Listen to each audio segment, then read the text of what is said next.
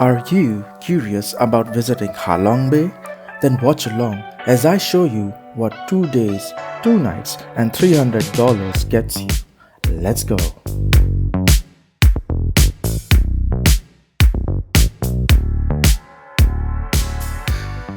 Now it might make some of you raise your eyebrows, but I booked my tour through the hotel itself.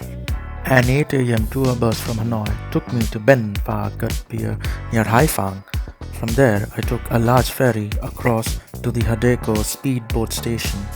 Once at the Hadeco station, I boarded a bus that took about 30 minutes to reach Ben Bao Pier at Cat Ba Island, but not before passing by touristy hotels and restaurants through the Bay Area.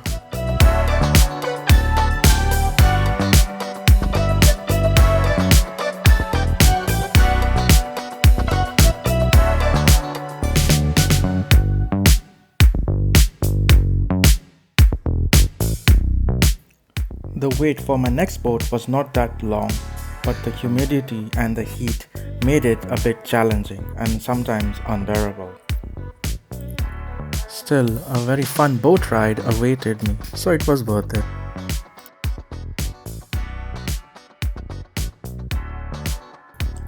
This very boat took me to Ben Tao Viet Hai Pier.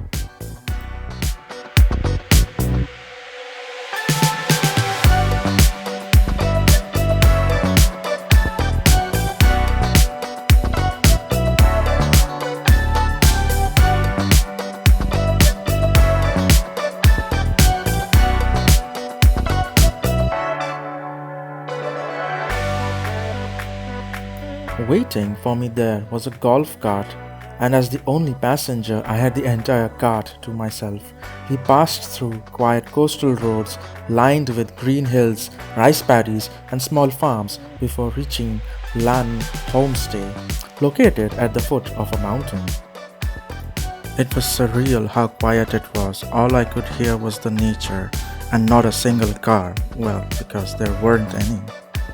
I was assigned one of many small lodges.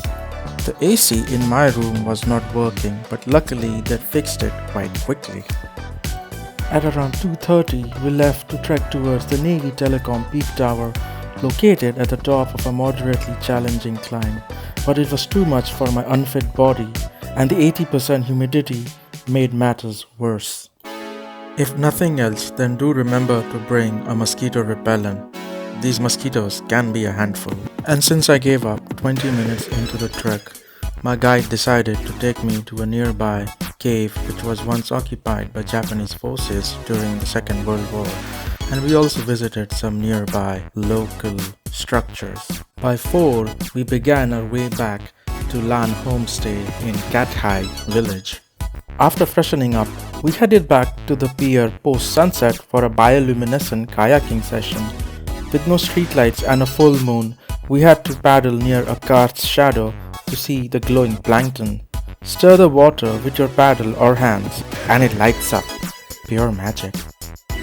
On the second day, we headed back to Ben Tao Viet Hai Pier to wait for a small, slow and steady cruise ship which would take me back to Ben Bao Pier.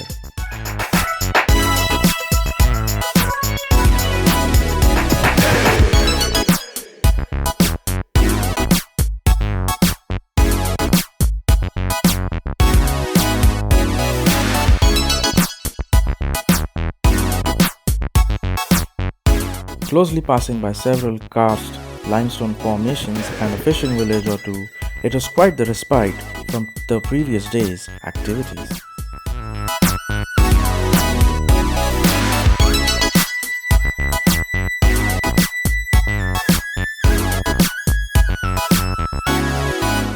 From here, I was transferred to my final cruise ship.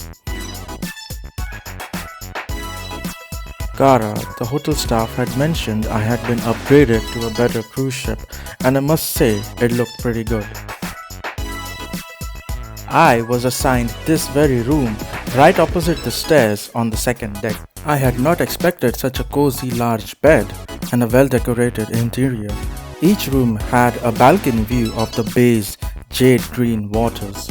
By the way, my fellow passengers included a Belgian family, a friendly young European couple and two young ladies, so I wasn't as alone as you see in the video. One thing to note, the ship's engines were constantly running to keep our ACs and other things active, but it sent a lot of fumes right into the room.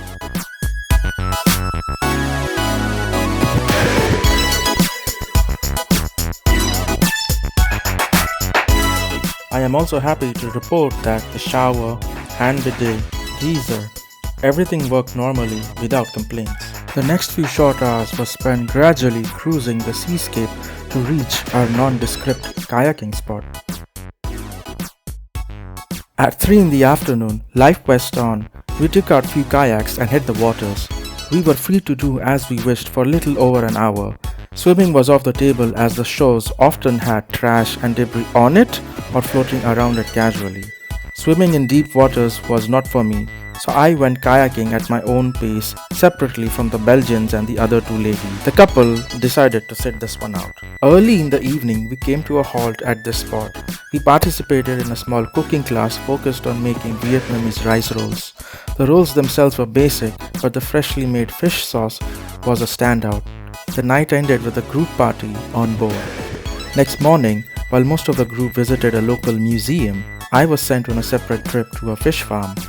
It was unclear whether this was a logistical change or a personal detour, but it turned out to be a quiet and peaceful experience regardless. Breakfast was surprisingly good. I had a flavorful vegetarian curry along with well-seasoned pork sausages. Simple dishes but cooked exceptionally well. Soon after breakfast, the return journey to Hanoi began. It was a long transit day with multiple boat and bus transfers. So that's how I spent my 2 days and 2 nights at Ha Long Bay. Would you like to take the same tour? Do let me know in the comments below.